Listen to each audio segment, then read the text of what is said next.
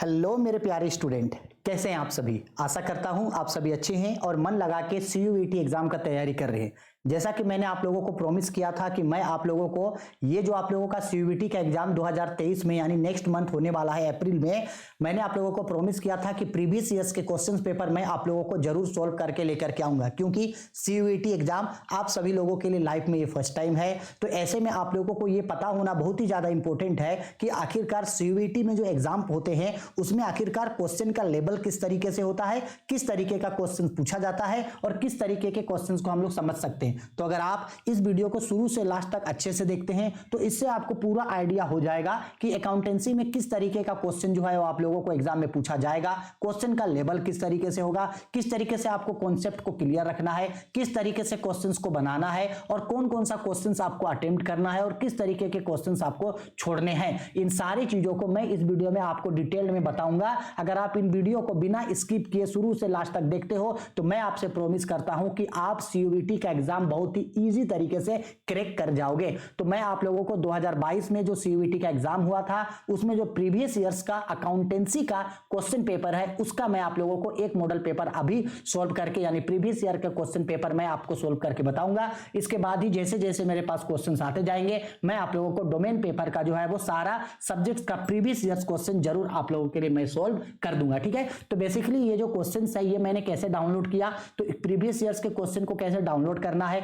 उसके ऊपर मैंने एक सेपरेट वीडियो बना रखा है, उसका लिंक ऊपर आई बटन में मिल जाएगा। वहां से जाकर के आप अपने जो है प्रीवियस ईयर्स के क्वेश्चन पेपर को जरूर डाउनलोड करके रखिएगा। ठीक है, और हाँ, वीडियो को स्किप मत करना, शुरू से लेकर लास्ट तक ध्यान से देखना, क्योंकि एग्जाम पास आपको करना है, हमको नहीं। हम तो पढ़ा के निकल जाएंगे लेकिन एग्जाम आपको पास करना है, तो ये आप लोगों के लिए बहुत ही ज्यादा गोल्डन चांस और बहुत ही ज्यादा इंपॉर्टेंट है। तो देखो यहाँ पे बेसिकली लिखा हुआ है पेपर और यहाँ पे लिखा गया है अकाउंटेंसी एंड बुक कीपिंग। फिर यहाँ पे सेट्स नेम लिखा गया यानी 39 नंबर का ये सेट था। एग्जाम डेट मेंशन है जो 30 अगस्त 2022 को हुआ था यानी पिछले साल का है। एग्जाम शिफ्ट सेकंड शिफ्ट, जैसे मैंने आपको बताया था पहले भी 2 शिफ्ट में एग्जाम होगा और ये जो लैंग्वेज है वो इंग्लिश में। अब ध्यान से समझना, हिंदी वाले स्टूडेंट ये बोलेंगे कि सर क्वेश्चन जो है वो हिंदी में नहीं है तो हम लोग किस तरह से पढ़े। तो बच्चा टेंशन लेने का कोई जरूरत नहीं है। एग्जाम में जब आप लोग क्वेश्चन देने जाइएगा तो एग्जाम में जो क्वेश्चन होगा हिंदी इंग्लिश दोनों में होगा। ठीक है, अब मैं आप लोगों को बताऊंगा कि हिंदी में भी मैं अच्छा से एक्सप्लेन कर दूंगा ताकि इंग्लिश स्टूडेंट के साथ साथ हिंदी वाले स्टूडेंट भी एक एक चीजों को अच्छे से समझ सके। तो हिंदी इंग्लिश दोनों में मैं आप लोगों को समझा दूंगा। और अकाउंटेंसी है तो अकाउंटेंसी में थ्योरी तो है नहीं भाई, तो अकाउंटेंसी में हिंदी में पढ़ो या इंग्लिश में क्या मैटर करता है, अकाउंटेंसी का न्यूमेरिकल इंग्लिश में ही तो बनता है ना। तो टेंशन नहीं लो, हिंदी इंग्लिश दोनों में समझाऊंगा। हिंदी स्टूडेंट इंग्लिश स्टूडेंट दोनों को अच्छे तरीके से देखना है। ठीक है, तो देखो ये पहला क्वेश्चन है, यहाँ पे सेक्शन लिखा गया है अकाउंटिंग एंड बुक कीपिंग। ये देखो हमारा क्वेश्चन नंबर 1 और ये क्वेश्चन आईडी है। तो ये सब अभी आपको नहीं जानना है और ये आपका जो है ये पूरा एमसीक्यू में एग्जाम होगा। अब मैं देखो एक इस क्वेश्चन को पढ़ के सुना रहा हूं। ये देखो ये हम लोगों का क्वेश्चन है और इसका 4 ऑप्शन है। अब देखो क्वेश्चन क्या बोला।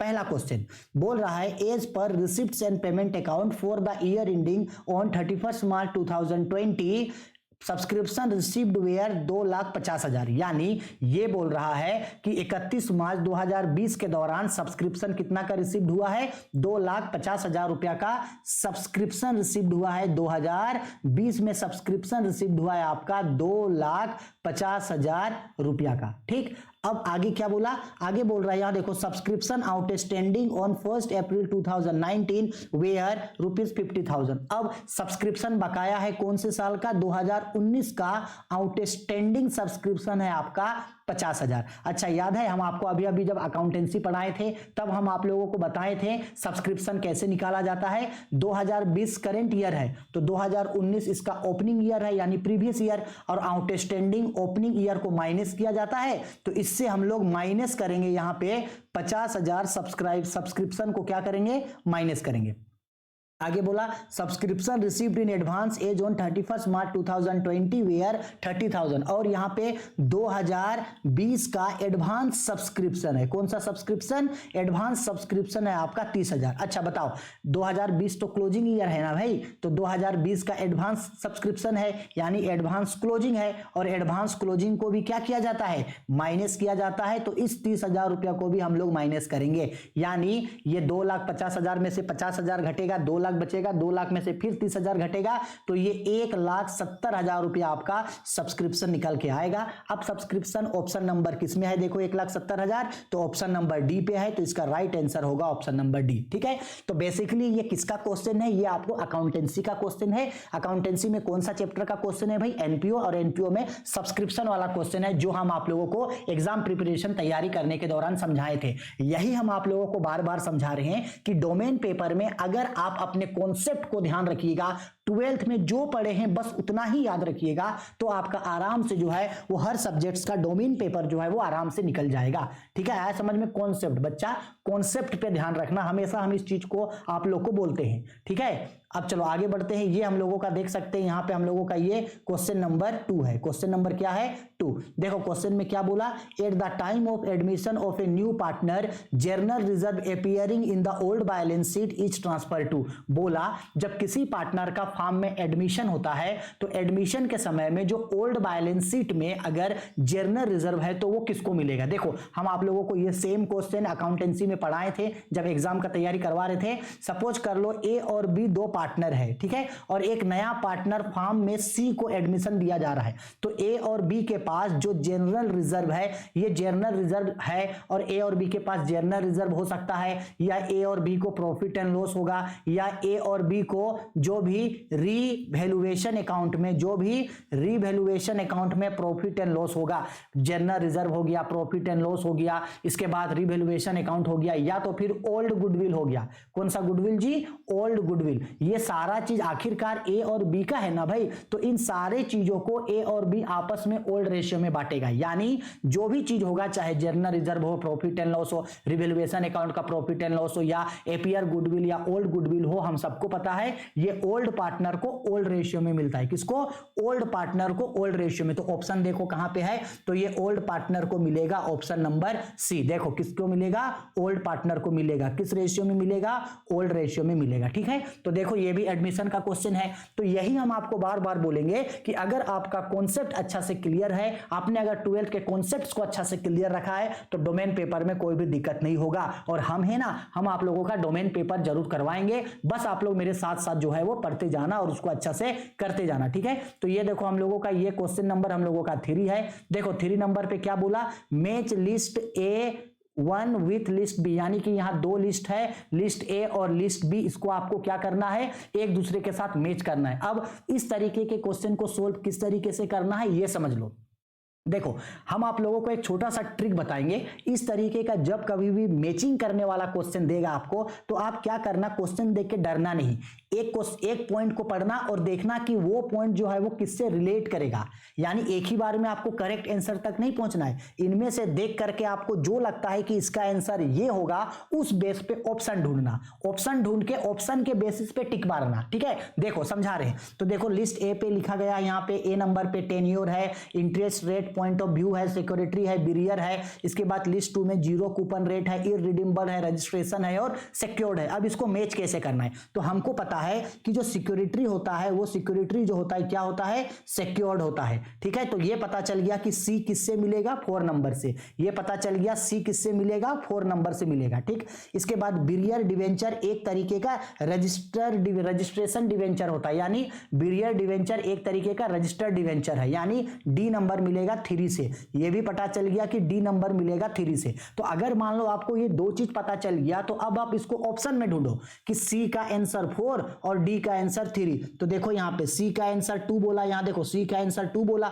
तो ये तो गलत हो गया। सी का आंसर 4 बोला, यहाँ देखो सी का आंसर 3, ये भी गलत हो गया। सी का आंसर 4 होगा, यहाँ देखो सी का आंसर 4 है, ये सही हो सकता है। और सी का आंसर यहाँ 1 है, तो सी का आंसर 1 तो नहीं होगा, ये गलत है। तो देखो अगर एक पॉइंट आपको अगर पता चल गया कि ये सही है, तो उससे आप बाकी चीजों को मैच कर लेना। तो इसका राइट आंसर क्या होगा, सी होगा। इसका मतलब है ए का 2 होगा, यानी जो टेन्योर होता है, टेन्योर जो होता है वो क्या होता है आपका, वह ए का आपका 2 होगा। टेन्योर जो होता है वो इररिडीमेबल होता है, और जो interest rate of point of view, ये इंटरेस्ट रेट जो होता है वो 0 कूपन रेट होता है। ठीक है, यानी इसका बेसिकली आंसर क्या होगा, तो इसका ए का आपका आंसर होगा आपका 2, ठीक है, बी का आंसर होगा आपका 1, इसके बाद सी का आंसर होगा 4 और डी का आंसर होगा 3। समझ में आया? तो इस तरीके का जब भी आपको मैचिंग वाला क्वेश्चन बोलेगा तो मैचिंग वाला क्वेश्चन में आपको एक ही बार में हर चीज को नहीं मैच करना है, एक दो पॉइंट अगर आपको दिखा कि ये सही है, इसी बेस पे जो है आप अपने सही चीजों को टिक लगा सकते हो। ठीक है, चलो अब आते हैं क्वेश्चन नंबर 4 पे। बोला गया है on the retirement of a partner the retiring partners capital account will be credited with. देखो ये तो भाई हम आप लोगों को पढ़ाए हैं गेस पेपर में, ये क्वेश्चन एग्जाम में भी पूछा गया था कि जब कोई पार्टनर फर्म से रिटायर करता है तो किस चीज को ट्रांसफर किया जाता है उसके कैपिटल अकाउंट में। तो इसका राइट आंसर होगा ऑप्शन नंबर ए, हिज या हर शेयर ऑफ गुडविल। उसके हिस्से का जो गुडविल है उसको क्या किया जाता है, क्रेडिट किया जाता है। ये आपका मॉडल पेपर में था, ये एग्जाम में पूछा था ये क्वेश्चन। ठीक है, तो A4 का आंसर होगा आपका ए नंबर। ठीक, चलो 4 के बाद आते हैं क्वेश्चन नंबर 5 पे। 5 पे देखो ये 5 नंबर है, क्या बोल रहा है, journal entries to be made past for unrecord assets for preparing revaluation account at the time of retirement of a partner will be. यानी जब कोई पार्टनर फर्म से रिटायर हुआ उस समय अगर फर्म के पास कोई भी अनरिकॉर्ड एसेट था और उस अनरिकॉर्ड एसेट को आप रिवैल्यूएशन अकाउंट में लिखे हैं तो उसके लिए क्या जर्नल एंट्री बनेगा। तो बच्चा एडमिशन हो, रिटायरमेंट हो, डेथ हो या change in profit sharing ratio हो, रिवैल्यूएशन अकाउंट बनाने का तरीका सेम है, रिवैल्यूएशन अकाउंट का जर्नल भी सेम बनता है। तो अनरिकॉर्ड रिवैल्यूएशन अनरिकॉर्ड एसेट के लिए क्या जर्नल होता है, तो अनरिकॉर्ड एसेट के लिए हम लोगों को पता है अनरिकॉर्ड एसेट के लिए जर्नल एंट्री होता है unrecord asset account debit, unrecord asset account debit to revaluation account. हमको पता है ये जर्नल होता है unrecord asset account debit to revaluation account. तो unrecord asset account debit to revaluation account देखो कहां है, अनरिकॉर्ड एसेट अकाउंट डेबिट यानी asset account debit to revaluation account, asset account debit to revaluation account, option B इसका right answer होगा। ठीक है, आगे समझ में। तो इसी तरीके से आपको बस कॉन्सेप्ट पे कमांड करना है और आपका सारा क्वेश्चन जो है वो बनते जाएगा। आओ आते हैं क्वेश्चन नंबर 6 पे।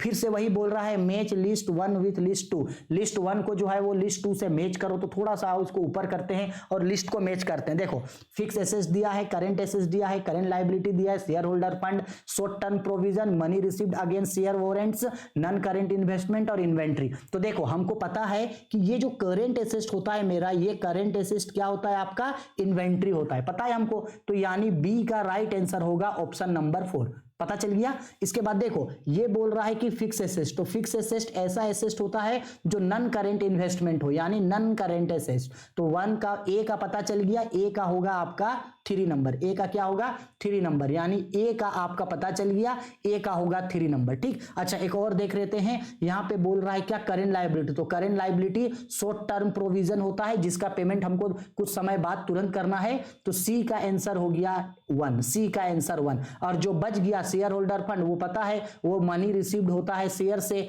यानी कि डी का हो गया आपका ऑप्शन नंबर 2। ठीक है, आया समझ में। अब देखो ए का 3 और डी का 2, देखो ए का 3, देखो ए का 3 एक ही ऑप्शन से पता चल जाता। यहां ए का 4 बोला तो ये तो बनने से रहा, यहां ए का 3 बोला ये बन सकता है, ए का 1 बोला ये नहीं बनेगा, ए का 2 बोला ये नहीं बनेगा। तो एक ही गोना इसका आपको राइट आंसर दिख रहा है, तो इसका राइट आंसर होगा बी। ठीक है, इस तरीके का क्वेश्चन अगर पूछेगा तो बेझिझक अच्छा से क्वेश्चन को टच करना और उसको जो है वो बना देना। ठीक है, चलो 5 हो गया। आते हैं क्वेश्चन 6 हो गया। क्वेश्चन नंबर 7 पे सेम वही चीज है। फिर से 7 नंबर पे क्या बोला, लिस्ट को मैच करने बोला। देखो करंट इक्विवेलेंट है, फाइनेंशियल एक्टिविटी है, operating activity, investing activity, interim dividend, selling and distribution expenses है, marketable security, dividend received on share held in as investment. तो देखो इसको मैच कैसे करेंगे, तो सिंपल सा बात है। मैच करने के लिए क्या करेंगे, एक एक चीज को देखो। सबसे पहले बोला कि कैश इक्विवेलेंट, तो हमको पता है कैश इक्विवेलेंट मार्केटेड सिक्योरिटी जो है वो कैश इक्विवेलेंट होता है, यानी 1 का आंसर हो गया आपका 3। अगर 1 का आंसर 3 है तो ऑप्शन में ढूंढो, तो 1 का आंसर यहां 4 दिया, ये तो नहीं बनेगा। 1 का आंसर 3, 1 का आंसर 3, 1 का आंसर 3, बी सी डी में से कोई हो सकता है। ठीक है, दोनों में 3 3 बोला। अच्छा एक और स्टेप बढ़ो, तो यहां पे देखो बोल रहा है कि जैसे बोल रहा है फाइनेंसिंग एक्टिविटी, तो हमको पता है फाइनेंसिंग एक्टिविटी क्या होता है। तो फाइनेंसिंग एक्टिविटी बेसिकली ऐसा एक्टिविटी होता है जिसमें हम लोग इंटरिम डिविडेंड को दिखाते हैं, इंटरिम डिविडेंड। तो बी का आंसर ए होगा होगा, तो बी का आंसर क्या हुआ आपका 1 नंबर। तो यहां ढूंढो बी का आंसर यहां 1 है।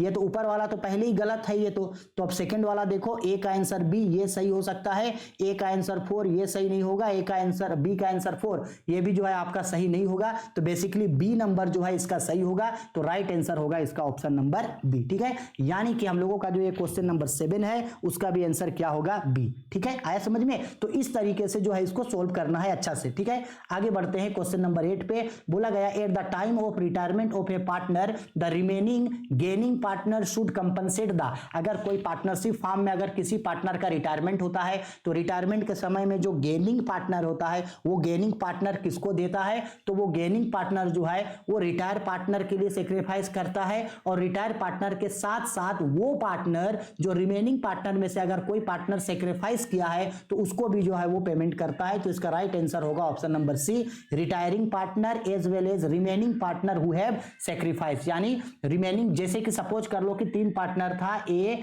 बी और सी। सपोज कर लो कि बी फार्म से रिटायर हो गया, अब बी रिटायर होने के बाद ए और सी फार्म में बचता, तो ए और सी जो है वो अपना कंपनसेट किसको करता, बी को। लेकिन जब रेशियो निकाले तो ये पता चला कि सी भी जो है वो सेक्रीफाइस कर गया। अब अगर सी भी सेक्रीफाइस कर गया तो कौन बचा, ए जो है वो बी को भी कंपनसेट करेगा और ए जो है वो सी को भी देगा। ठीक है, तो यही क्वेश्चन में बोल रहा है, तो इसका राइट आंसर होगा ऑप्शन नंबर सी।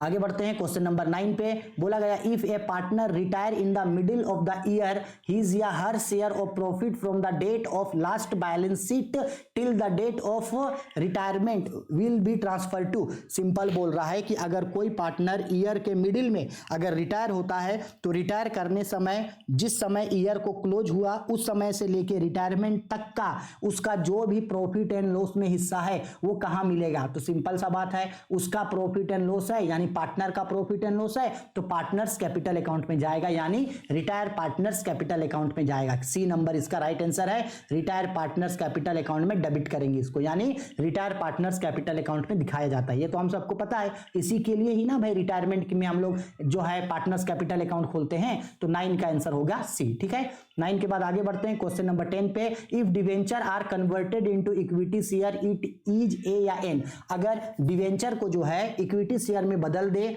तो वो क्या होगा। तो बच्चा सिंपल सा बात है, सपोज कर लो कि आपके पास डिवेंचर है, क्या है आपके पास डिवेंचर है और आप इस डिवेंचर को किस में कन्वर्ट कर दिए, शेयर में, यानी इक्विटी शेयर में। तो इससे क्या होगा, इससे कुछ नहीं होगा सर। अगर डिवेंचर कन्वर्ट कर रहे हैं तो डिवेंचर जो है वो कम होगा, घट जाएगा डिवेंचर। ठीक है, और आपका जो शेयर है वो शेयर क्या होगा, बढ़ जाएगा। तो इससे ये कोई भी नो फ्लो ऑफ केस, इसमें ना तो आपका केस आएगा ना तो आपका केस जाएगा, कुछ नहीं होगा। ठीक है, समझ में आ रहा है। तो इसका राइट आंसर होगा नो फ्लो ऑफ केस, यानी option number B. Option number B, कोई भी केस फ्लो इसमें नहीं होगा। ठीक, क्वेश्चन नंबर 11 पे आते हैं। सेम वही फिर से मैच करने वाला क्वेश्चन है। लिस्ट बोला, इंटरेस्ट ऑन लोन हो गया, इंटरेस्ट ऑन ड्राइंग, सैलरी, और देखो क्वेश्चन में क्या बोला, match list 1 with list 2 in context of not having partnership deed. यानी पार्टनरशिप डीड जो होता है, पार्टनरशिप डीड क्या है, एब्सेंस है। पार्टनरशिप डीड क्या है, एब्सेंस। और बताओ, हम आप लोगों को रूल बताए थे ना 12th में कि जब पार्टनरशिप डीड नहीं रहता है तो क्या नियम लागू होता है। तो ऑप्शन नंबर ए पे बोला इंटरेस्ट ऑन लोन। तो हमको पता है कि जब पार्टनरशिप डीड नहीं रहेगा तो इंटरेस्ट ऑन लोन कितना मिलेगा, 6% मिलेगा। तो ए का ऑप्शन होगा 3 नंबर @6%। तो ए का आंसर हो गया 3। ठीक है, अब चलो ऑप्शन में ढूंढो, ए का आंसर 3 है। तो यहां देखो ए का आंसर 4 बोला, ये तो नहीं बनेगा। ए का आंसर 3, बी नंबर बन सकता है। ए का आंसर 4, ये भी नहीं बनेगा। ए का आंसर 3, यानी बी और डी में से कोई एक आंसर होगा। अच्छा, दूसरा ढूंढते हैं। देखो डी नंबर पे बोला प्रॉफिट शेयरिंग रेशियो। अगर कोई पार्टनरशिप डीड नहीं है तो प्रॉफिट शेयरिंग रेशियो को इक्वल बांटेंगे, यानी डी का आंसर ए हो गया। ये भी पता चल गया, डी का आंसर 1 होगा। तो यहां देखो, यहां भी डी का आंसर 1 है, यहां भी डी का आंसर 1 है। चलो इन दोनों में से कोई भी होगा। सैलरी इसके बाद क्या बोला, सैलरी जो है वो नहीं दिया जाएगा। सैलरी नॉट बी अलाउड या प्रोवाइड, सैलरी नहीं दिया जाएगा, यानी सी का आंसर 4 होगा। सी का आंसर आपका 4 नंबर होगा। ठीक है, तो यहां देखो देखो सी का आंसर 2 है, सी का आंसर 4 है, ये सही आंसर आपका बैठेगा, यानी ऑप्शन डी इसका राइट आंसर होगा। ठीक है, आया समझ में? इसी तरीके से एक एक को मैच करते जाना, आपका आंसर जो है वो सही आते जाएगा। चलो next question number 12, what is the current sequence of allotment of share. अगर शेयर को आप अलॉट करते हैं, यानी अगर एक कंपनी मार्केट में जब शेयर इशू करता है तो उसका करंट सीक्वेंस क्या होता है, मतलब पहले application, allotment, first call, final call, इस तरह से मांगता है ना। तो यहां से सबसे पहले कंपनी क्या करेगा, तो बच्चा सिंपल सा बात है, जब कंपनी मार्केट में जब शेयर इशू करेगा, कितना नंबर क्वेश्चन है, 12 नंबर, जब कंपनी मार्केट में जो है वो शेयर इशू करेगा तो सबसे पहले शेयर इशू के लिए इन्वेस्टर्स को इन्विटेशन भेजेगा, यानी इनवाइट करेगा। सबसे पहला काम इनवाइट करना, ऑप्शन नंबर ए, यानी कि पहले होगा बी। ठीक है, उसके बाद इस बता दिया पब्लिक लोगों को। अब पब्लिक शेयर खरीदेगा और कंपनी को उससे क्या रिसीव होगा, एप्लीकेशन मनी रिसीव होगा, यानी D number, application money received, यानी बी के बाद डी। तो चलो ऑप्शन में ढूंढो, तो ये बोला गया है पहले सी ए, नहीं भाई पहले बी आएगा, ये गलत है। ये ए बी बोल रहा है, ये भी गलत है, ये भी गलत है। सी नंबर पे देखो क्या बोला, पहले बी होगा फिर डी। तो देखो एक दो चीज तो पता चल गया ना, पहले बी आएगा फिर डी, तो बी और डी ऑप्शन में स्टार्टिंग में सी में तो है, तो आगे देखने का जरूरत नहीं है, तो इसका राइट आंसर होगा ऑप्शन नंबर सी। ठीक है, थोड़ा सा देखते ही, थोड़ा सा अगर कॉन्सेप्ट क्लियर रहेगा तो आपसे जो है वो आज आसानी से क्वेश्चन जो है वो बन जाएगा। ये क्वेश्चन नंबर 13 है। चलो इसको थोड़ा सा और ऊपर करके लेके आते हैं। What is the current sequence of type of capital in company's balance sheet while preparing notes of account। यानी जब हम लोग एक बैलेंस शीट बना रहे हैं तो बैलेंस शीट में जब हम लोग चीजों को दिखाते हैं तो यहां से सबसे पहले जो है हम लोग किसको किसको दिखाते हैं, ये बोला नोट्स ऑफ अकाउंट। अकाउंट्स में जो है वो सबसे पहले हम लोग जो है वो किसको किसको दिखाते हैं। ठीक है, तो ये जो हम लोगों का क्वेश्चन नंबर 13 है, इसका राइट आंसर होगा आपका ऑप्शन नंबर बी। आप बोलोगे कैसे, तो देखो सबसे पहले डी, सबसे पहले अथोराइज्ड कैपिटल को दिखाया जाता है। कंपनी का जो शेयर कैपिटल डिवाइड रहता है ना, सबसे पहला अथोराइज्ड कैपिटल रहता है। ठीक, अथोराइज्ड कैपिटल के बाद क्या आता है आपका, इशूड कैपिटल आता है। अथोराइज्ड कैपिटल के बाद आता है इशूड कैपिटल, यानी सबसे पहले डी होगा फिर ए होगा। तो देखो अगर दो ऑप्शन पता चल गया डी और ए, तो ऑप्शन में देखो डी और ए शुरू में कहां है, बी नंबर पे है सिर्फ, तो इसका राइट आंसर होगा बी। आगे देखने का जरूरत ही नहीं पड़ेगा। ठीक है, क्योंकि एग्जाम में ऐसे भी कम समय होगा ना, तो थोड़ा सा ध्यान लगाना। 14 number, identify the correct sequence और find out profit after tax while preparing comparative income statement. जब आप एक कंपैरेटिव इनकम स्टेटमेंट बनाते हो तो उसमें जो आप प्रॉफिट आफ्टर टैक्स निकालते हैं तो सबसे पहले किसको कैलकुलेट करते हो। तो हम सबको पता है कि सबसे पहले हम लोग क्या करते हैं, जब कभी भी हम लोग अभी हम लोग 12th में कंपैरेटिव स्टेटमेंट पढ़े ना, तो कंपैरेटिव स्टेटमेंट में सबसे पहले रेवेन्यू फ्रॉम ऑपरेशन लिखा जाता है। तो देखो यहां बोला गया है रेवेन्यू फ्रॉम ऑपरेशन है, तो यानी सबसे पहले आएगा बी नंबर, सबसे पहले आएगा बी नंबर। ठीक है, इसके बाद जब हम लोग को पता चल गया कि क्या है रेवेन्यू फ्रॉम ऑपरेशन, तो रेवेन्यू फ्रॉम ऑपरेशन से हम लोग माइनस करते हैं एक्सपेंसेस को, यानी ऑप्शन नंबर ए, डिडक्ट एक्सपेंसेस, यानी माइनस करते हैं एक्सपेंसेस को। तो बी के बाद आएगा ए। तो अब ऑप्शन में ढूंढो, तो पहले बी और फिर ए, यानी ऑप्शन ए गलत है, ऑप्शन बी सही हो सकता है, ऑप्शन सी भी गलत है, ऑप्शन डी भी गलत है। पहले बी होगा फिर ए, तो बी और ए ऑप्शन नंबर बी पे है, तो आगे देखने का जरूरत नहीं है, बी और ए एक ही जगह मिल रहा है, तो इसका राइट आंसर होगा ऑप्शन नंबर बी। समझ में आया, पहले ये काम होता है, इसके बाद बाकी का जो है वो कैलकुलेट होता है। ठीक है, थोड़ा सा बस ध्यान रखना है, क्वेश्चन बन जाएगा।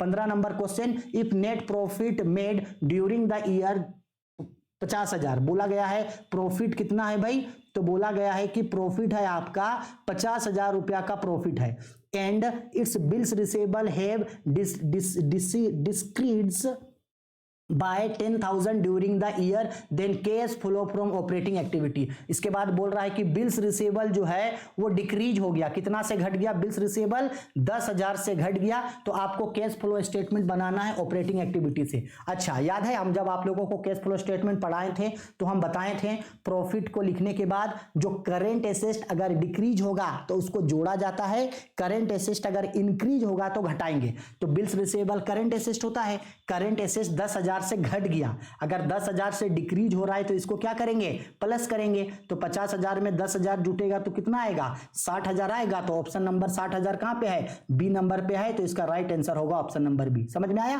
थोड़ा सा ध्यान रखना है, क्वेश्चन बन जाएगा। चलो 16 नंबर पे आते हैं। The capital account of partners will always show A dot balance dash balance of under fixed capital account method. हम आप लोगों को 12th में बताए थे ना कि कैपिटल अकाउंट बनाने का दो मेथड होता है।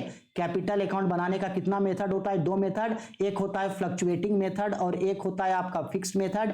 जब फ्लक्चुएटिंग मेथड होता है तो एक ही अकाउंट खुलता है, और जब फिक्स्ड होता है तो दो अकाउंट खुलता है। एक खुलता है आपका कैपिटल अकाउंट खुलता है, और एक क्या ओपन होता है आपका, एक ओपन होता है आपका करंट अकाउंट। तो यही बोला कि जब कैपिटल फिक्स्ड है, चलो कैपिटल फिक्स्ड है, यहां देखो कैपिटल क्या है जी, फिक्स्ड है। अब जब कैपिटल फिक्स्ड है तो कैपिटल अकाउंट खुला, तो फिक्स्ड कैपिटल में जो कैपिटल अकाउंट खुला ये हमेशा कौन सा बैलेंस दिखाता है, तो आपको याद रखना है कि फिक्स्ड कैपिटल मेथड में से जब भी हम लोग कैपिटल अकाउंट खोलते हैं तो वो कैपिटल अकाउंट हमेशा क्रेडिट बैलेंस दिखाता है। कौन सा बैलेंस, क्रेडिट बैलेंस, ही हम आप लोगों को पढ़ाए थे, यानी ऑप्शन बी इसका राइट आंसर है। ठीक है, चलो आगे बढ़ते हैं क्वेश्चन नंबर 17 पे। Aman and Mohan partners in a firm decided to dissolve the business on 31 March 2020। यानी अमन और मोहन जो है एक फार्म में पार्टनर है और डिसाइड कर रहा है कि अब फार्म को बंद करेगा, यानी डिसोल्यूशन कर देगा।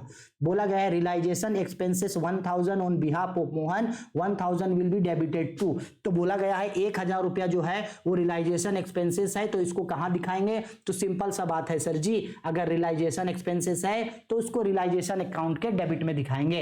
रियलाइजेशन एक्सपेंसेस के किधर में दिखाएंगे, डेबिट में दिखाएंगे, यानी इसका राइट आंसर होगा ऑप्शन नंबर ए। ठीक है, चलो क्वेश्चन नंबर 18 पे।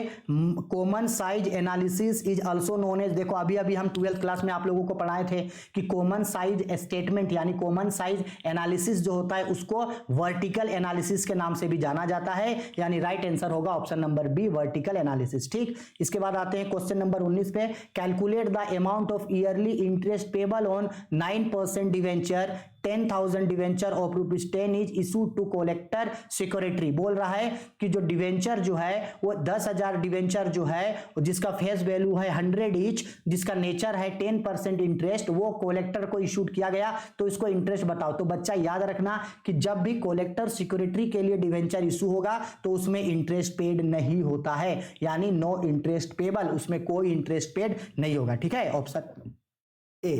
अब आते हैं क्वेश्चन नंबर 20 पे। देखो क्या बोला, if the net profit earn during the year 1 lakh. देखो सेम वही चीज है, प्रॉफिट कितना रुपया दिया है, बोल रहा है 1 लाख रुपया का प्रॉफिट दिया है। ठीक, आगे बोला bills receivable bill receivable in the beginning of the end of the year is 20,000 and 40,000, यानी बिगिनिंग में 20,000 था और एंड में 40,000 हो गया, यानी कि जो बिल्स रिसेबल है आपका वो 20,000 रुपया से कितना हो गया, 40,000। अब बताओ अगर 20,000 से 40,000 हो गया तो बिल्स रिसेबल 20,000 रुपया से बढ़ गया, 20,000 से क्या हो गया, इंक्रीज हो गया। अब अगर इंक्रीज होगा तो हमको पता है कि जब करेंट एसेट इंक्रीज होता है तो उसको प्रॉफिट में घटाया जाता है, यानी 20,000 रुपया यहां घट जाएगा तो कितना बचेगा, 80,000 कैश फ्लो स्टेटमेंट जो है वो होगा ऑपरेटिंग एक्टिविटी में। ठीक है, 80,000, तो इसका राइट आंसर होगा ऑप्शन नंबर सी, 80,000। इससे पहले वाला क्वेश्चन में करंट एसेट बिल रिसेबल घटा था तो जोड़े थे, यहां बिल रिसेबल बढ़ रहा है इसलिए घटा दिए। ठीक है, चलो 20 हो गया। 20 के बाद आते हैं क्वेश्चन नंबर 21 पे। बोला गया sale of copyrights are consider as a part of. अगर आप कभी भी सेल्स करते हैं कॉपीराइट्स को तो उसको क्या माना जाता है, तो देखो कॉपीराइट्स क्या है, इनटेंजिबल फिक्स्ड एसेट है। कॉपीराइट्स क्या है, इनटेंजिबल फिक्स्ड एसेट। और अगर आप कभी भी फिक्स एसेट को सोल्ड करोगे तो उससे आपके बिजनेस में क्या आएगा, कैश आएगा, यानी कैश इनफ्लो होगा। क्या होगा, इनफ्लो ऑफ कैश होगा, इनफ्लो ऑफ कैश। और कौन से एक्टिविटी में, इनफ्लो ऑफ कैश कौन से एक्टिविटी में, तो किसी भी फिक्स एसेट का काम इन्वेस्टिंग एक्टिविटी में करेंगे तो ये किस में जाएगा, इन्वेस्टिंग एक्टिविटी के इनफ्लो में। क्योंकि कोई भी फिक्स एसेट परचेज करो या सेल करो, चाहे टेंजिबल हो या इनटेंजिबल, उसको हम लोग दिखाते हैं किसमें, इन्वेस्टिंग एक्टिविटी में। तो ये किसका पार्ट होगा, इन्वेस्टिंग एक्टिविटी का पार्ट होगा। इसका ऑप्शन होगा ऑप्शन नंबर ए, इन्वेस्टिंग एक्टिविटी में। में, ठीक है। चलो आगे बढ़ते हैं क्वेश्चन नंबर 22 पे। ये 22 नंबर क्वेश्चन बोल रहा है, एकदम इजी क्वेश्चन है, इतना ज्यादा सोचना नहीं है इसका, ठीक है। रुको, ये क्वेश्चन नंबर 22 का आंसर जो है हम आप लोगों को पिन कर देंगे। अभी आप लोग इसका स्क्रीनशॉट लेके इसको खुद बना लेना। हम डायरेक्ट अभी इसको क्या करते हैं, आपको आंसर बता दे रहे हैं। 22 का जो राइट आंसर होगा आपका ऑप्शन नंबर सी होगा। ये न्यूमेरिकल है, इसको बनाना, इसका आंसर हम पिन कर देंगे, ठीक है। चलो आगे बढ़ते हैं क्वेश्चन नंबर 23 नंबर क्वेश्चन है। 23 में बोल रहा है security premium reserve can be utilise. ये भी हम आप लोगों को पढ़ाए थे कि एक सिक्योरिटी प्रीमियम का पैसा जो है हम लोग कहाँ कहाँ खर्च कर सकते हैं। तो हम लोग खर्च कर सकते हैं to write up preliminary expenses, यानी बी नंबर के लिए खर्चा कर सकते हैं उसको। इसके बाद डी नंबर के लिए खर्चा कर सकते हैं to premium paid on redemption of debenture, D number के लिए खर्चा कर सकते हैं। इसके बाद E number buy back of equity share, यानी BDE। तो BDE किसमें है, BDE ऑप्शन डी पे है। तो राइट आंसर होगा ऑप्शन नंबर डी। हम पढ़ाए थे 12th में आप लोगों को कि सिक्योरिटी प्रीमियम का पैसा जो है वो किन किन चीजों पे खर्चा किया जा सकता है, ठीक है। आ गया समझ में। चलो आगे बढ़ते हैं। देखो वीडियो में थोड़ा सा भले टाइम लगेगा लेकिन अच्छा से समझा रही, इसलिए थोड़ा सा देख लेना। 24 नंबर क्वेश्चन, 24 नंबर पे what is different type of debentures from the view point of registration. यानी हमको पता है ना, डिवेंचर यानी ऋण पत्र जो होता है वो कई तरीके का होता है। तो ये जितने भी टाइप्स के डिवेंचर्स होते हैं उनमें से रजिस्ट्रेशन के बेस पे कितने तरीके का डिवेंचर है। तो हम सबको पता है कि रजिस्ट्रेशन के बेस पे जो है वो बेसिकली दो तरीके का डिवेंचर होता है। एक होता है आपका बिरियर डिवेंचर और एक होता है रजिस्टर्ड डिवेंचर। यानी एक होता है आपका बिरियर डिवेंचर और एक होता है आपका रजिस्टर्ड डिवेंचर। इसके बेस पे दो ही डिवेंचर आता है, एक होगा बिरियर डिवेंचर और एक होता है आपका रजिस्टर्ड डिवेंचर। तो बिरियर डिवेंचर ऑप्शन नंबर बी पे है और रजिस्टर्ड डिवेंचर ऑप्शन नंबर ई पे है। यानी इसका राइट आंसर होगा आपका ऑप्शन नंबर बी और ई। तो बी और ई कहां पे है, बी और ई सी नंबर पे है। तो इसका राइट आंसर होगा आपका ऑप्शन नंबर सी, ठीक है। आया समझ में। चलो आगे बढ़ते हैं क्वेश्चन नंबर 25।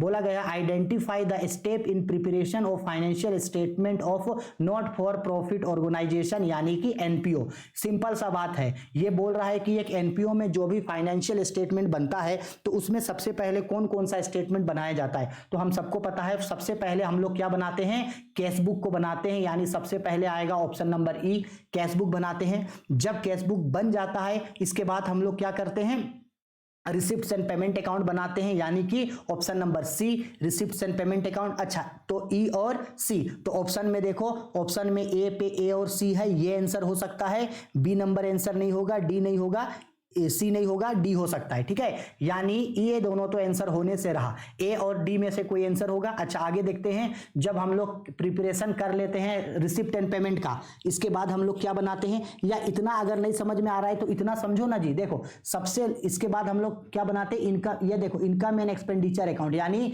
बी नंबर आएगा, ECB ऑप्शन नंबर देखो इस पे है, सही है। और ऐसे भी देख सकते हो ना, prepare a balance sheet of NPO. तो एनपीओ में बैलेंस शीट जो है वो सबसे लास्ट में बनता है, यानी ए जो है वो सबसे लास्ट पे होगा। तो सबसे लास्ट पे ए देखो, ए नंबर पे है ना, तो इसका राइट आंसर होगा आपका ऑप्शन नंबर ए। जो भी ऑप्शन वाला टॉपिक होगा अगर आप उसको थोड़ा सा ध्यान रखोगे तो आपका वो चीज बन जाएगा, बस आपको थोड़ा सा समझना है उसको, ठीक है। क्वेश्चन नंबर 26 देखो जी, फिर से मैच करने वाला क्वेश्चन है।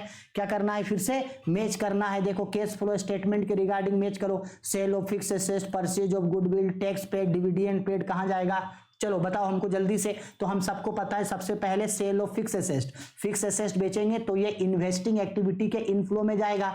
इन्वेस्टिंग एक्टिविटी के इनफ्लो में तो देखो option number inflow of investing activity, यानी 1 का आंसर होगा ऑप्शन नंबर 2, ठीक है। इसके बाद परचेज ऑफ गुडविल, जब गुडविल परचेज करेंगे तो जाहिर सी बात है गुडविल परचेज करने का मतलब है कि कैश जो है वो चला जाएगा। गुडविल परचेज करेंगे तो कैश चला जाएगा, ठीक है। तो यानी कि ये होगा मेरा, परचेज करेंगे गुडविल तो आउटफ्लो ऑफ इन्वेस्टिंग एक्टिविटी, यानी बी का आंसर होगा आपका 3, ठीक है। बी का आंसर क्या होगा आपका 3। अब देखो तो ए का आंसर 2 और बी का आंसर 3, ए का आंसर 2, बी का आंसर 3, ए का आंसर 2, बी का आंसर 3, एक ही जगह सही है। तो इसका राइट आंसर होगा ऑप्शन नंबर बी। आगे देखने का जरूरत नहीं है, देखना चाहो तो देख सकते हो। टैक्स पेड करते हैं कौन सी एक्टिविटी में, ऑपरेटिंग एक्टिविटी में, और डिविडेंड पेड होता है कौन सी एक्टिविटी में, फाइनेंसिंग एक्टिविटी में, ठीक है। तो डी का आंसर 4 होगा। आई मेरी बात समझ में, ठीक है।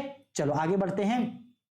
तो देखो अब तक आप लोग अगर क्वेश्चन को ध्यान से देख रहे होगे तो आपको ये पता चल गया होगा कि बेसिकली जो भी क्वेश्चंस है वो सारा क्वेश्चन जो है वो 12th के बेस पे ही आप लोगों को पूछा जा रहा है। Identify the limitation of financial statement, रुको इसका भी आंसर हम आप लोगों को वीडियो के कमेंट बॉक्स पे पिन करके इसका आंसर बता देंगे, ठीक है। आगे बढ़ते हैं क्वेश्चन नंबर 28 नंबर पे। 28 नंबर क्वेश्चन पे बोल रहा है what are the different type of liquidity ratio. Liquidity ratio कितने टाइप का होता है बच्चा, हम आप लोगों को पढ़ाए हैं। लिक्विडिटी रेशियो में दो ही रेशियो आता है, एक होता है करंट रेशियो और एक होता है क्विक रेशियो। क्विक रेशियो को क्विक रेशियो बोलो या एसिड रेशियो बोलो या तो फिर हम लोग इसको लिक्विडिटी रेशियो बोलते हैं, ठीक है। दो ही चीज तो आता है। तो लिक्विडिटी रेशियो में बेसिकली क्या आता है, करंट रेशियो आता है यानी ऑप्शन बी, और एसिड टेस्ट रेशियो आता है ऑप्शन ई, यानी कि इसका राइट आंसर होगा बी और ई। तो बी और ई कौन सा ऑप्शन पे है, ऑप्शन नंबर बी पे है, तो इसका राइट आंसर होगा ये। बाकी सब जो है वो लिक्विडिटी रेशियो का पार्ट नहीं है, लिक्विडिटी रेशियो में दो ही रेशियो आता है, ठीक है, हम पढ़ाए हैं। क्वेश्चन नंबर 29 पे आते हैं। Identify the component of equity, यानी बोल रहा है कि इक्विटी जो किसका किसका हिस्सा है। इक्विटी का मतलब होता है हम लोगों का शेयर्स। तो बेसिकली इक्विटी में क्या क्या आता है, तो इक्विटी में आपका basically money receiveds against share warrants ये आता है आपका, यानी ऑप्शन नंबर ए आता है। वर्किंग कैपिटल इक्विटी में नहीं आता है, शेयर कैपिटल आता है, यानी बी के बाद क्या आएगा, सी आता है। इसके बाद रिजर्व एंड सरप्लस आता है, यानी डी आता है। रेवेन्यू फ्रॉम ऑपरेशन नहीं आता, यानी ए सी डी। ऑप्शन ढूंढो, ए सी डी कहां है, ए सी डी, ए सी डी ऑप्शन नंबर कितना पे है, डी पे है। तो इसका राइट आंसर होगा ऑप्शन नंबर डी, ठीक है। आया समझ में। चलो आगे बढ़ते हैं क्वेश्चन नंबर 30 पे। 30 नंबर क्वेश्चन पे आ रहे हैं। Identify the correct sequence of current assets in companies balance sheet. देखो सपोज कर लो हम लोग ये वर्टिकल फॉर्म बैलेंस शीट बनाए हैं, क्या बनाए हैं, वर्टिकल फॉर्म बैलेंस शीट। तो बैलेंस शीट में सपोज कर लो ये जो एसेट होता है, एसेट में यहां जो हम लोग करंट एसेट्स दिखाते हैं, तो करंट एसेट्स में तो कई सारा एसेट आता है। तो करंट एसेट्स में बोल रहा है कि सबसे पहले इनमें से किसको किसको दिखाते हैं ये बताओ। जो तो करंट एसेट्स को नहीं दिखाते हम लोग, ठीक है, कौन सा करंट एसेट्स को दिखाते हैं। तो हम आप लोगों को इसको याद रखने के लिए शॉर्टकट तरीका बता दे रहे हैं कि एक करंट एसेट में सबसे नीचे में जो होता है ना, वो लोन एंड एडवांस आता है। सबसे नीचे में क्या आता है, loan and advance. Loan and advance कहां है, देखो loan and advance option number C, यानी ऑप्शन नंबर सी जो है वो सबसे लास्ट में आपका आएगा। लोन एंड एडवांस के बाद आता है अदर करेंट एसेट। अगर ऑप्शन में अदर करेंट एसेट होता तो वो सबसे लास्ट में जाता है, यानी यहां क्या है, लोन एंड एडवांस जो होता है, लोन एंड एडवांस वो सबसे लास्ट में जाएगा। यानी लोन एंड एडवांस कितना नंबर पे है, सी पे, तो सी नंबर जो है वो सबसे लास्ट में होगा। तो ऑप्शन में ढूंढो कि सी नंबर सबसे लास्ट में कहां पे है, तो सी नंबर सबसे लास्ट में एक ही जगह है, डी पे। तो इसका राइट आंसर होगा डी, ना ए ना बी ना सी। देखो समझाते हैं। डी पे बोला सबसे पहले ई, यानी करंट इन्वेस्टमेंट। हाँ सबसे पहले करंट इन्वेस्टमेंट आता है, ठीक है। करंट इन्वेस्टमेंट के बाद डी इन्वेंट्री आता है, हाँ बिल्कुल इन्वेंट्री आता है। इसके बाद ए यानी कि बिल्स रिसीवेबल आता है। बिल्स रिसीवेबल के बाद कैश एंड कैश इक्विवेलेंट आता है। इसके बाद आपका आता है short term loan and advance, ठीक है। आया समझ में। तो एक अगर आपको छोटा सा ट्रिक याद रहेगा तो बाकी याद रखने का जरूरत ही नहीं है। वही बोल रहे हैं कि लोन एंड एडवांस सबसे लास्ट में आता है, यानी सी सबसे लास्ट में जाएगा, ठीक है। चलो आगे बढ़ते हैं क्वेश्चन नंबर 31 पे। 31 पे बोल रहा है when debenture is issued at premium with the term of redemption of them at पर। ये बेसिकली बोल रहा है कि अगर आपका जो डिवेंचर है वो डिवेंचर इशू हुआ था एट प्रीमियम पे, लेकिन जो आपका डिवेंचर है उस डिवेंचर का पेमेंट जो एट पर पे हुआ है, तो उसके लिए कौन सा जर्नल एंट्री बनाएंगे। तो रिडम्पशन ऑफ डिवेंचर आप सब पढ़े होंगे, इसका आंसर आप लोग हमको वीडियो के बॉक्स में कमेंट करके बताना, क्योंकि ये बहुत ईजी है। तो हम चाहते हैं कि थोड़ा सा आप लोग भी ध्यान दो और हम भी देखते हैं कि अब तक आप लोग वीडियो को देख रहे हैं या नहीं देख रहे हैं। तो इसका आंसर आप लोग हमको कमेंट करके खुद बता देना, ताकि मुझे पता तो चले कि सीयूईटी के लिए कितने स्टूडेंट हैं जो मेहनत कर रहे हैं। नहीं तो बहुत सारे स्टूडेंट सीयूईटी के लेके परेशान है, तो हम भी तो जरा देखिए कि कौन पढ़ रहे हैं और कौन नहीं पढ़ रहे। तो जो जो ऑप्शन बोल रहे हैं छोड़े हैं उसका आंसर कमेंट करके बता देना। 32 number, while preparing common size statement, common size balance sheet, each item of balance sheet is expressed as 100% of. हम बताए थे ना जब हम लोग न्यूमेरिकल क्वेश्चन पढ़े थे 12th में कि कॉमन साइज स्टेटमेंट जब बनाते हैं, चाहे common size profit and loss हो या बैलेंस शीट, जब कॉमन साइज बैलेंस शीट बनाते हैं तो हम लोग 100% किसी को एज्यूम करते हैं। तो 100% किसको एज्यूम करते हैं, 100% हम लोग एज्यूम करते हैं टोटल लाइबिलिटीज को भी, और एसेट के लिए 100% एज्यूम करते हैं टोटल एसेट को। इसको 100% निकालते हैं और इसी के बेसिस पे ही बाकी सारी चीजों को निकालते हैं तो टोटल एसेट को 100% मारते हैं और टोटल लाइबिलिटी को, तो राइट आंसर होगा आपका ऑप्शन नंबर डी। ठीक है, आगे बढ़ते हैं क्वेश्चन नंबर 33 पे। It is the amount paid to the person who is not the regular employ of institutions. Institutions का मतलब होता है एनपीओ। बताओ, एनपीओ का थ्योरी पढ़ाते समय हम आप लोगों को बताए थे कि नहीं कि अगर एनपीओ किसी ऐसे पर्सन को पैसा पेड करता है जो उसके एनपीओ का मेंबर नहीं है, उसके एनपीओ से बाहर का मेंबर है, तो उसको क्या बोला जाता है? होनोरियम सिक्योरिटी बोला जाता है। ये तो पढ़े हैं कि जब कभी भी कोई भी एनपीओ ऐसे लोगों के ऊपर पैसा खर्च करता है जो पर्सन उसके एनपीओ का नहीं है, एनपीओ से बाहर जिसको पैसा खर्च करता है वो होता है होनोरियम। तो राइट आंसर होगा बी नंबर, होनोरियम। ठीक है, क्वेश्चन नंबर आते हैं 34 पे। बोला गया है when the total amount withdrawn is given but the date of withdrawal is not given then interest on drawing is charge for a period of. अगर एक पर्सन फार्म से कैपिटल विड्रॉ करता है, कैपिटल निकाला, कैपिटल कितना निकाला है ये बताया, लेकिन कैपिटल का डेट मेंशन नहीं है, डेट नहीं है तो एवरेज पीरियड क्या मानते हैं? तो हम आप लोगों को बताए थे कि जब कभी भी डेट मेंशन ना हो तो एवरेज पीरियड हमेशा क्या होता है? 6 मंथ्स का होता है। क्या होता है? 6 मंथ्स का होता है। तब ना 6/12 इसको लिखते हैं या इसको 1/2 लिखते हैं। तो एवरेज पीरियड क्या होगा? 6 मंथ का होगा, ऑप्शन नंबर बी। ठीक है, ये बेसिकली पढ़ाया हुआ क्वेश्चन है। ठीक है, चलो आगे बढ़ते हैं क्वेश्चन नंबर 35 पे। Eight the time of admission of a partner if goodwill exist in the books of account it will be right of among. हम अभी बताए थे कि अगर कोई पार्टनर का फॉर्म में एडमिशन हो रहा है, स्टार्टिंग में बताए थे, अगर कोई पार्टनर का फॉर्म में एडमिशन हो रहा है उस समय में अगर ओल्ड पार्टनर के पास अगर गुडविल है तो वो किसको मिलेगा? तो वो ओल्ड पार्टनर को ओल्ड रेशियो में मिलेगा, यानी option number D, old partner in their old profit sharing ratio. Old partner को ओल्ड रेशियो में मिलेगा। ठीक है, चलो आगे बढ़ते हैं क्वेश्चन नंबर 36 पे। ये देखो क्या बोला, Rani, Sandhya and Kangana are partner sharing profit ratio 4:3:2। देखो सिंपल बता रहे हैं, रानी, संध्या और कंगना जो है एक फॉर्म में पार्टनर हैं, इनका ओल्ड रेशियो है 4:3:2। आगे बोल रहा है रानी रिटायर कर गई तो रानी कितना से रिटायर करेगी? तो 4/9 से रिटायर हो गई। इसके बाद कौन कौन बचेगी? संध्या और आपका कंगना बचेगी। तो संध्या और कंगना का न्यू रेशियो क्या हो गया? 5:3 हो गया। तो आपको कौन सा रेशियो निकालने बोला? गेनिंग रेशियो, इसका संध्या और कंगना का। तो हम सबको पता है gaining ratio is equal to, formula होता है new ratio minus old ratio. तो क्या आप लोग संध्या और कंगना का ओल्ड रेशियो नहीं निकाल सकते हो? निकाल लेना। जब आप निकालोगे तो इसका राइट आंसर होगा आपका 21:11, यानी option number B. Easy question है, रिटायरमेंट का क्वेश्चन है, ये तो आप लोग बना लोगे खुद। ठीक है, छोड़ दे रहे इसको। चलो आगे बढ़ते हैं क्वेश्चन नंबर 37 पे। बोला गया है क्वेश्चन पे what is the internal control design to do. ये बेसिकली आपका कंप्यूटर का क्वेश्चन है, क्योंकि कंप्यूटर से भी तो क्वेश्चन पूछेगा, तो ये बेसिकली कंप्यूटर से क्वेश्चन है। What are the internal control design to do. जो इंटरनल कंट्रोल का जो डिजाइन होता है वो क्या काम के लिए बना होता है? तो वो बना होता है safeguard, assist and optimise usages of resources, यानी असिस्ट को सेफगार्ड देने के लिए बनता है। ठीक है, और ऑप्टिमम यूजेज ऑफ रिसोर्सेस, यानी ऑप्शन नंबर बी। थोड़ा सा इसको याद रखना। ठीक, आगे बढ़ते हैं क्वेश्चन नंबर 38 पे। How many blanks worksheets are shown when new work books is created. ये भी बेसिकली आपका कंप्यूटर का क्वेश्चन है। तो जब कभी भी हम लोग वर्कशीट बनाते हैं तो उस समय कितने ब्लैंक शीट को लेते हैं? तो 3। इसका राइट आंसर होगा 3। अभी कुछ समझने का जरूरत नहीं है, बस इसका आंसर याद रख लेना, हो गया। इतना ज्यादा इसके लिए फंसना नहीं है कंप्यूटर के लिए। ठीक है, चलो आगे बढ़ते हैं क्वेश्चन नंबर 39 पे।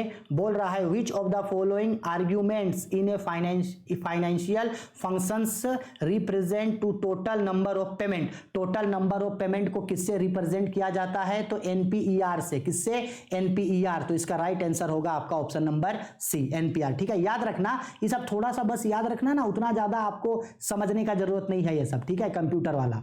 क्वेश्चन नंबर 40 बोला गया है the term field as applied to data database table means database table में वो जो फील्ड वर्ड यूज किया जाता है, वो फील्ड वर्ड जो है वो किसके लिए यूज किया जाता है, तो वो यूज किया जाता है रो ऑफ द टेबल। किसके लिए? Row of the table. तो देखो रो ऑफ द टेबल क्या है? Horizontal row of the table. ठीक है, horizontal row of the table, यानी ऑप्शन बी इसका राइट आंसर है। ठीक है, कंप्यूटर का क्वेश्चन है इसलिए इतना हम इसके ऊपर आपको नहीं फंसाएंगे। अब देखो ये क्वेश्चन को अच्छा से समझना। देखो कितना है, क्वेश्चन नंबर 41 है। इस तरीके से एक लंबा सा क्वेश्चन दिया है आपको। इस क्वेश्चन के बेस पे ही, इस क्वेश्चन के बेस पे ही आने वाला 3 से लेके 4 क्वेश्चन बनेगा। तो अच्छा से इस क्वेश्चन को पढ़ो। देखो केस स्टडी करने बोला, यानी अच्छा से पढ़ने बोला। देखो थोड़ा सा पढ़ते हैं क्योंकि इसी के बेस पे 3-4 क्वेश्चन अभी पूछेगा। बोला A and B were partners in a firm. ठीक है, ए और बी एक फार्म में पार्टनर है। Due to the ill health of B they decided to dissolve the firm. A और बी एक फार्म में पार्टनर है। बी बेचारा बहुत ज्यादा बीमार रहता है।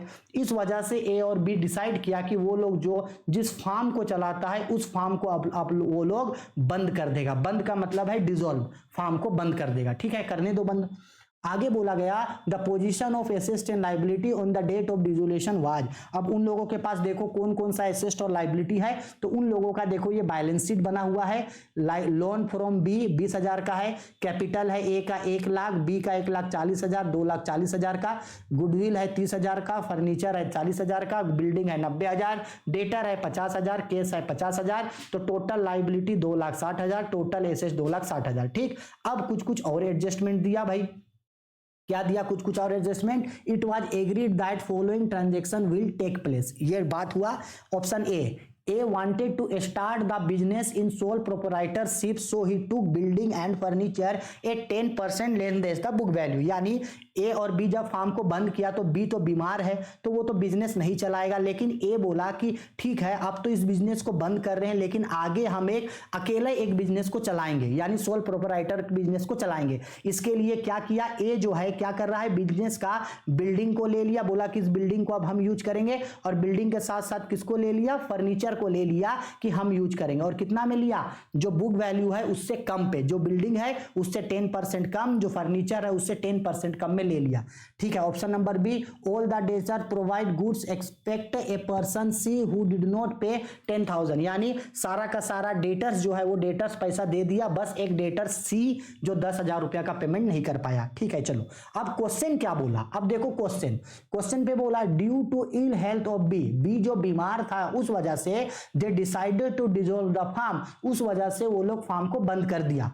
It come under days from the dissolution. ये किस तरीके का डिसोल्यूशन है? क्या ये कोर्ट के द्वारा डिसोल्यूशन है, नोटिस के द्वारा डिसोल्यूशन है, एग्रीमेंट के बेस पे डिसोल्यूशन है? नहीं, ये एक सर्टेन कंटीजेंसी था। कंटीजेंसी का मतलब है एक स्थिति, एक ऐसा स्थिति हो गया जहां कंपनी को चलाना, फार्म को चलाना पॉसिबल नहीं हुआ तो फार्म बंद कर दिया गया। तो इसका राइट आंसर होगा B on the happening of certain contingencies. एक निश्चित स्थिति के कारण हुआ। ये कोई नोटिस के द्वारा बंद नहीं हुआ, ये ना ही कोई कोर्ट के द्वारा बंद हुआ, और ना ही ये एग्रीमेंट में लिखा था कि बंद करेंगे। ये बंद हो गया इसलिए क्योंकि अचानक बी बीमार पड़ गया और बिजनेस को नहीं चला पा रहा था, इसलिए बंद हो गया। ठीक है, अब चलो इसी के बेस पे देखो। अब नेक्स्ट क्वेश्चन सेम वही क्वेश्चन है, तो ये क्वेश्चन को दोबारा रिपीट में अब हम नहीं पढ़ेंगे। क्वेश्चन नंबर 42 है क्योंकि अभी ये तो पढ़े हैं क्वेश्चन। क्या बोला क्वेश्चन पे? The amount received from debtor is. बताओ डेटर से कितना मिला? तो देखो यहाँ पे डेटर्स कितना है? टोटल 50,000। तो डेटर्स से भाई 50,000 मिलता, लेकिन एक डेटर सी है ना, वो कितना रुपया नहीं दिया? 10,000 रुपया नहीं दिया। तो 50,000 में 10,000 नहीं देगा तो वो कितना देगा? 40,000, यानी डेटर से 40,000 मिला, यानी ऑप्शन नंबर बी इसका राइट आंसर। ठीक, चलो अब इसी के बेस पे देखो एक और क्वेश्चन पूछा गया है। इसी के बेस पे एक और क्वेश्चन पूछा गया है, चलो वो भी क्वेश्चन देखते हैं। क्या बोला? ये रहा क्वेश्चन। बोला गया है following item appear on the debit side of realisation account except. Realisation account याद रखना, जब किसी फर्म का डिसोल्यूशन होता है तो उस समय रियलाइजेशन अकाउंट खोलते हैं। तो यहां से किसको रियलाइजेशन अकाउंट में दिखाते हैं, किसको छोड़ के, यानी किसको रियलाइजेशन अकाउंट में जो है वो नहीं दिखाया जाता है, ये बोल रहा है। किसको रियलाइजेशन अकाउंट में जो है वो नहीं दिखाया जाता है। ठीक है, चलो क्वेश्चन नंबर 43 है। एक मिनट, हाँ चलो, किसको रियलाइजेशन अकाउंट में जो है हम लोग नहीं दिखाएंगे? तो याद रखना हम लोग किसको नहीं दिखाएंगे? Payment of liabilities. Realisation account के डेबिट में किसको नहीं दिखाएंगे हम लोग? एक मिनट रुको, गलत बोल रहे हैं। इसका राइट आंसर होगा आपका ऑप्शन नंबर बी। किसको नहीं दिखाएंगे? ट्रांसफर ऑफ एसेट्स तो जाएगा, लाइबिलिटी भी जाएगा, प्रोविजन तो है ये नहीं है, प्रोविजन है ये नहीं है तो ये नहीं जाएगा। रियलाइजेशन एक्सपेंसेस जो होता है, रियलाइजेशन एक्सपेंसेस है ये नहीं है, ये नहीं जाएगा। एसेट्स टेकन बाय ए जो एसेट्स टेकन किया है वो तो क्रेडिट में जाएगा, ये नहीं जाएगा। यानी सी डी ई यानी option number B C D E ये सब चीज है जो रियलाइजेशन के डेबिट में नहीं जाएगा, बाकी जाएगा। आपको अगर डिजुलेशन में दिक्कत हो रहा है तो टेंशन नहीं लेना, हम डिजुलेशन चैप्टर आप लोगों को सेपरेटली पढ़ा देंगे वहां, ठीक है। 44 नंबर, उसी के बेस पे एक और क्वेश्चन पूछा, ये क्वेश्चन नंबर 44 है। The treatment of goodwill appearing in the balance sheet will be, बोला गया है बैलेंस शीट में जो गुडविल है, देखो ये गुडविल बैलेंस शीट में क्या है, ये जो गुडविल है 30,000 का, इस गुडविल को क्या करेंगे? कुछ नहीं करना, इस गुडविल को चुपचाप रियलाइजेशन अकाउंट में ट्रांसफर कर देना। रियलाइजेशन अकाउंट के किस साइड? डेबिट साइड में ट्रांसफर कर देना। Transfer to debit side of realisation account, option number A right answer. कुछ नहीं होता है गुडविल का, डिजुलेशन में गुडविल का कोई स्पेशल ट्रीटमेंट नहीं होता है, नॉर्मल उसको रियलाइजेशन अकाउंट के डेबिट में लिख दिया जाता है, ठीक। क्वेश्चन नंबर 45 उसी के बेस पे एक और क्वेश्चन है, तो चलो 45 देखते हैं। बोला गया है the accumulated profit and reserve are transfer to, जो भी एक्यूमुलेटेड प्रॉफिट एंड लॉस है वो किसको ट्रांसफर किया जाएगा? तो वो पार्टनर्स को मिलेगा, यानी पार्टनर्स कैपिटल अकाउंट में ट्रांसफर होगा, ठीक है। आया समझ में? देखो अब क्वेश्चन नंबर 46 खत्म, यानी 40 से लेकर के 45 नंबर तक का क्वेश्चन जो है वो आप लोगों का जो एक क्वेश्चन दिया था उसी के बेस पे 5 क्वेश्चन बना, ठीक है। अब हमको लगता है ये जो 46 से लेकर के आगे जो क्वेश्चन मिलेगा, यानी 46 से लेकर के 50 नंबर तक का क्वेश्चन जो मिलेगा, हमको लगता है वो सब जो है वो इसी के बेस पे निकलेगा, ठीक है। हम इसको अच्छा से केस स्टडी कर लिए हैं, आप इसको अच्छा से पढ़ लेना, पढ़ लेने के बाद जो है वो आपको समझ में आ जाएगा। हम बस इसका आंसर आप लोगों को क्वेश्चन पढ़ के बता रहे हैं। ऑप्शन क्वेश्चन पे बोला the company issued 20,000 equity share of ₹10 to vendor after issuing them the shares of vendor will be consider as, बोला गया है अगर कोई कंपनी जो है वो वेंडर को शेयर इशू करता है ना, purchase consideration other than case, purchase consideration के लिए शेयर इशू होता है ना, issue of share for consideration, ठीक है। एसेट खरीदा, एसेट खरीदने के बाद कंपनी किसी को कैश नहीं दे पाया तो शेयर दे देता है, तो ये जो कंपनी शेयर दिया है वेंडर को, तो वो वेंडर उसका क्या कहलाएगा? वो शेयर उसका क्या कहलाएगा? क्रेडिटर्स कहलाएगा, ठीक है। ऑप्शन नंबर ए क्रेडिटर्स होगा, ठीक है। सेम वही क्वेश्चन है, पढ़ना समझ में आ जाएगा। क्वेश्चन नंबर ये आपका 47 नंबर है, इस पूरे पैसेज को पढ़ना समझ में आ जाएगा। In order to raise money by issuing the shares in the market the company must get applied for at least, याद रखना इस चीज को हम समझाने का कोशिश कर रहे हैं आप लोगों को। पैराग्राफ पढ़ना, पैराग्राफ पढ़ते ही आपको समझ में आ जाएगा। याद रखना इंडियन पार्टनरशिप एक्ट या इंडियन कंपनी एक्ट 1956, हाँ जी इंडियन कंपनी एक्ट 1956 ये बोलता है कि अगर कोई भी कंपनी मार्केट में शेयर्स इशू करेगा, क्या इशू करेगा? मार्केट में शेयर इशू करेगा, तो जितना भी शेयर इशू किया है एटलीस्ट उसका कम से कम 90% शेयर जो है वो मार्केट में बिकना चाहिए, यानी 90% शेयर जो है वो सब्सक्राइब होना चाहिए। अगर किसी कारण से उसका 90% शेयर सब्सक्राइब नहीं होगा तो वो जो है वो कंपनी मार्केट में शेयर इशू नहीं करेगा, कम से कम 90% चाहिए। तो यहां देखो क्या बोल रहा है क्वेश्चन में। अब हम थोड़ा सा आप लोगों को ये समझा दे रहे हैं कि इस क्वेश्चन में बेसिकली ये बोला जा रहा था कि जो एक्स लिमिटेड जो है, देखो क्या बोला था, मार्केट में 1 लाख शेयर इशू किया, टोटल कितना शेयर इशू किया? 1 लाख शेयर इशू किया, क्लियर है। अब जब ये मार्केट में 1 लाख शेयर इशू किया, उसमें से जो है देखो 20,000 इक्विटी शेयर, 1 लाख शेयर है उसमें से 20,000 शेयर वेंडर को दिया। कंपनी के पास 1 लाख शेयर था, 1 लाख में से 20,000 शेयर जो है वो वेंडर को, यानी जिससे एसेट खरीदा था उसको दिया। इसके बाद 80,000 शेयर बचा, यही 80,000 शेयर जो है वो पब्लिक को इशू किया गया था, ठीक है। अब बताओ ये अगर 80,000 शेयर इशू किया गया था पब्लिक को, तो कम से कम इसका कितना परसेंट सब्सक्रिप्शन होना चाहिए? 90% कम से कम सब्सक्रिप्शन होना चाहिए, यानी 9 8 72, कम से कम 72,000 सब्सक्रिप्शन होना चाहिए। तो यही बोला कि कंपनी को एटलीस्ट कितना शेयर सब्सक्राइब हो जाना चाहिए था? 72,000 शेयर जो है वो सब्सक्राइब हो जाना चाहिए था, ठीक है। पैराग्राफ पढ़ना ना, पैराग्राफ पढ़ते ही हम जो अभी समझाएं आपको वो चीज आपको उसके थ्रू समझ में आ जाएगा, ठीक है। चलो 48 नंबर क्वेश्चन उसी के बेस पे है। The purpose of issue share to a vendor in exchange of any asset is known as. अगर कंपनी किसी वेंडर से कोई एसेट खरीदा और एसेट खरीद के उसके बदले उसको शेयर दिया तो वो क्या कहलाता है? वो कहलाता है option D issue of share for consideration other than cash, यानी issue of share for purchase consideration, ये कहलाता है। ठीक है। अब आते हैं क्वेश्चन नंबर 49 नंबर। ये 49 नंबर क्वेश्चन है। देखो 49 नंबर क्वेश्चन में हम पढ़ने का कोशिश कर रहे हैं, यहाँ बीच से इरेज है लेकिन हम समझा दे रहे हैं। 49 नंबर पे ये आपको बोल रहा है कि अगर मान लो कंपनी मार्केट में अगर शेयर इशू किया था और उसका मार्केट में पूरा शेयर मार्केट में नहीं बिका, ठीक, उस समय में अगर उसको जितना शेयर का पैसा मिल गया है उस समय कंपनी को जब शेयर वो वापस ले लेगा तो कंपनी को उसका शेयर क्या करना होगा? रिफंड करना होगा। जब कंपनी शेयर रिफंड करता है और ये रूल है कि 8 दिनों के अंदर ही जो है वो शेयर को रिफंड कर देना चाहिए। अगर 8 दिन के अंदर शेयर को अगर रिफंड नहीं किया जा सका तो उस समय कंपनी कितना परसेंट इंटरेस्ट पे करता है पता है? 6% पर एनम इंटरेस्ट पे करता है। तो इसका राइट आंसर होगा ऑप्शन नंबर सी, 6% इंटरेस्ट जो है वो कंपनी पे करेगा। ठीक है। चलो एक लास्ट क्वेश्चन है, 49 हो गया। एक लास्ट क्वेश्चन देख सकते हैं, क्वेश्चन नंबर 50 एक लास्ट क्वेश्चन है। बोला गया the following refer to a maximum amount of shares capital issued by a company and its life time except. बोला गया है यहां से कौन सा शेयर जो है वो कंपनी जो है वो अपने लाइफ टाइम में इशू करता है, यानी छोड़ के, यानी सिंपल है कि इनमें से कौन सा है जिससे ज्यादा शेयर कंपनी इशू नहीं कर सकता है छोड़ के। तो देखो authorised capital, registered capital, nominal capital, इन तीनों ही का मतलब सेम होता है। ठीक है। और कंपनी इससे ज्यादा शेयर इशू नहीं कर सकता है। तो यहां अलग कौन है? सब्सक्राइब्ड कैपिटल अलग है। तो इसका राइट आंसर होगा ऑप्शन नंबर ए, सब्सक्राइब्ड कैपिटल, इसको छोड़ के। ठीक है। आया हो गया। आई होप सारा क्वेश्चन समझ में आए। जो भी क्वेश्चन में दिक्कत, डाउट, परेशानी है वो मुझे कमेंट करके पूछना, मैं बता दूंगा। जिन जिन क्वेश्चन का आंसर मैंने आप लोगों को छोड़ दिया है वो भी मुझे कमेंट करके बताना, मैं आप लोगों को उन सारे सवालों का जवाब जरूर दूंगा। इसके बाद आप लोग मुझसे जो पेपर पहले पढ़ना चाहते हैं वो बताना, मैं आप लोगों को वो पेपर जो है वो पढ़ा दूंगा। ठीक है। चलो, और इसको ज्यादा से ज्यादा शेयर करो ताकि ज्यादा से ज्यादा लोगों को जो है इसका फायदा मिल सके।